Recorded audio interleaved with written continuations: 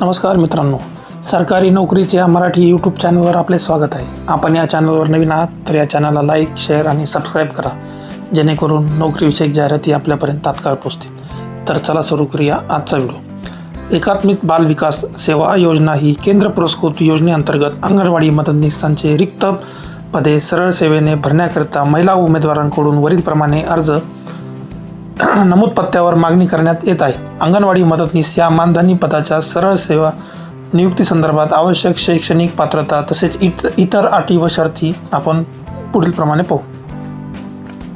तर चला, पदाचे नाव आहे अंगणवाडी मदतनीस. मानधनी सेवा आहे. मानधन एकत्रित मानधन जे शासन निर्णय प्रचलित राहतील, वेळोवेळी येणाऱ्या निर्णयाप्रमाणे त्यांना मानधन अदा करण्यात येईल. तर त्यांचे कामाचे स्वरूप पाहूया. अंगणवाडी सेविकांना सहाय्य करणे, दैनंदिन अंगणवाडी केंद्र उघडणे, अंगणवाडीची स्वच्छता तसेच पिण्याचे पाणी, लाभार्थ्यांना अंगणवाडीत बोलावणे, अंगणवाडी सेविकांच्या निर्देशानुसार कामे पार पाडणे. तर ही झाली कामाचे स्वरूप. शैक्षणिक पात्रता पाहूया. इयत्ता 12वी उत्तीर्ण आवश्यक आहे. वास्तव्याचे अट ही स्थानिक उमेदवारी जो असेल त्यालाच प्राधान्य आहे आणि त्यासाठी त्यांनी 1 ते 6 प्रमाणपत्र मागितलेले आहे, जसे इलेक्ट्रिक बिल, राशन कार्ड, आधार कार्ड, मतदान कार्ड. यापैकी जो तुमच्याकडे वास्तव्याचा पुरावा आहे तो आपण त्यांना द्यायचा आहे. वयाची अट ही 31 फेब्रुवारी 2025 रोजीपर्यंत किमान 18 वर्ष तर जास्तीत जास्त 35 वर्ष. विधवा उमेदवारांसाठी वयाची मर्यादा ही 40 वर्ष इतकी राहील. लहान कुटुंबाचं प्रमाणपत्र द्यायचं आहे. त्याच्यामध्ये जास्तीत जास्त आपल्याला 2 हयात मुलांचे नावं द्यायचे आहे. त्याच्यापेक्षा जास्त असेल तर आपण अपात्र होणार. भाषेचे ज्ञान मराठी भाषा येणं आवश्यक आहे. त्यासाठी 10वी बोर्ड सर्टिफिकेटवर मराठी भाषा उत्तीर्ण असल्याचं जो विषय असतो पण तो विषय घेऊन उत्तीर्ण होणं आवश्यक आहे. अन्यथा आपणास तो फॉर्म भरता येणार नाही. त्याशिवाय इतरही भाषा त्यांनी स्थानिक भाषा दिलेल्या आहे, ते पाहू शकता आपण. गोंड, तेलुगू अशा काही दिलेल्या आहेत त्यांनी भाषा. विधवा किंवा अनाथ उमेदवारांबाबत जे काही मृत्यूचं प्रमाणपत्र असतील ते सादर करणं आवश्यक आहे. बदलीबाबत त्यांनी कळवलेलं आहे. अंगणवाडी सेविका हे पद एकाकी असल्याने ते तुम्हाला बदली करता येणार नाही त्याची.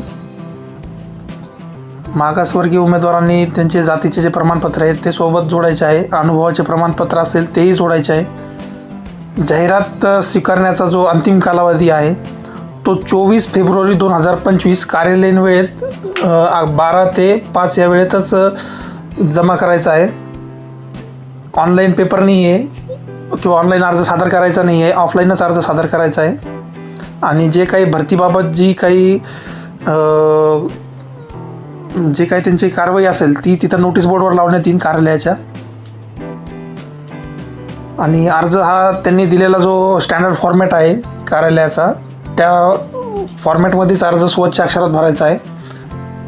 निवड प्रक्रिया ही जी काही तुमचे जे शैक्षणिक गुण आहे त्याच्या आधारेच राहणार आहे. 80 गुण आणि 20 गुण हे अतिरिक्त गुण आहे, जे तुमच्याकडे ते शासन निर्णयाप्रमाणे जे काही सर्टिफिकेट असतील त्यावरनं ते करायचे आहे. आणि पत्ता दिलेला आहे त्यांनी, कोणत्या नगरपालिकेमध्ये ती जागा आहे. अचलपूर, अंजनगाव, सुरजी, दर्यापूर आणि धारणी येथील उर्दू भाषिक महिलांकरता हा अर्ज आहे. हे महत्त्वाचा मुद्दा आहे हा. निवड प्रक्रिया दिलेली आहे त्यांनी. भरतीचे राईट्स जे आहेत ते त्यांनी स्वतःकडेच राखून ठेवलेले आहेत. अमरावती उत्तर बाल विकास प्रकल्प अधिकारी हा अर्ज पाहू शकता आपण. अर्जाचा हा नमुना आहे. फोटो वगैरे त्यातले जे कॉलम आहेत ते आपण व्यवस्थित शांततेने भरायचे आहेत, खाडतोड न होता. संपूर्ण फॉर्म भरून त्यासोबत अनुषंगिक कागदपत्रे जोडायची, जेणेकरून आपला स्कोर जास्तीत जास्त येईल. सरळ सेवेचा कोणताही पेपर होणार नाही आहे. त्यानंतर हे जे काही तुमचे पुरावे आहेत ते जोडायचे आहेत. आणि हा पूर्ण अर्ज सादर करायचा आहे. त्यामध्ये जेवढे तुम्हाला शैक्षणिक पुरावे तुम्हाला जोडता येतील तेवढे जोडा. त्यावरच तुमचे मार्क हे वाढणार आहेत.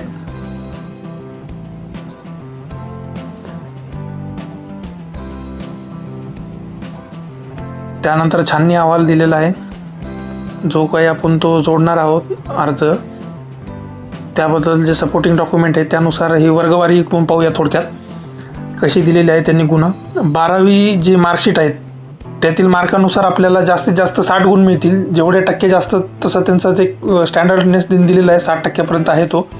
पदवी असेल तर 5 गुण मिळतील, पदव्युत्तर पदवी असेल तर 4 गुण, DED BED असेल तर प्रत्येकी 2 गुण, तसेच MSc संगणक असेल तर 2 गुण, असे एकूण 75 गुण आहे. आणि अतिरिक्त 25 गुण त्यांनी दिलेले आहे. शासकीय जर अनुभव असेल तुम्हाला, एक्सपिरियन्स कोणत्या कार्यालयात काम केल्याचा, तर त्याचे 5 गुण.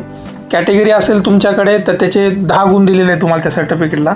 आणि विधवा अनाथ जर कुणी असेल तर त्यांना 10 गुण, असे एकूण 25 गुण. आणि अर्ज दिल्यानंतर ही अशी पोच घ्यायची कार्यालयाकडनं की आम्ही हा दिनांक रोजी फॉर्म भरलेला आहे ह्या पदाकरता आणि आम्हाला पोच देण्यात यावी त्याची. आणि ही पोच आपल्याकडे जपून ठेवा भरती प्रक्रिया पूर्ण होईपर्यंत. त्यानंतर अपत्याचे प्रमाणपत्र दिलेले आहे, तेही भरून आपण द्यायचे त्यांना. त्यानंतर आपण पाहूया पुढचा अर्ज. जी जाहिरात असती की किती पदाकरता दिलेली, कोणत्या गावांकरता.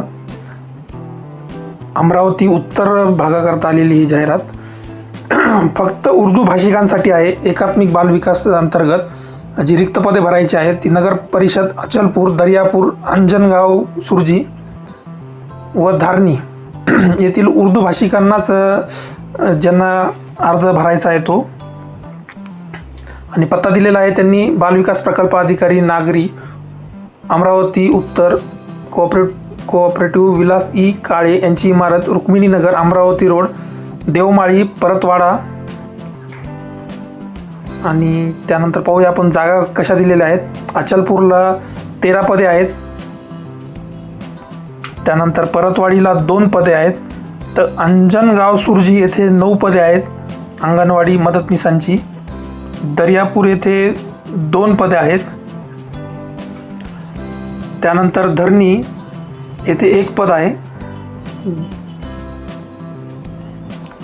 त्यानंतर अंगणवाडी सेविकाची 1 जागा आहे अंजनगाव सुरजी येथे.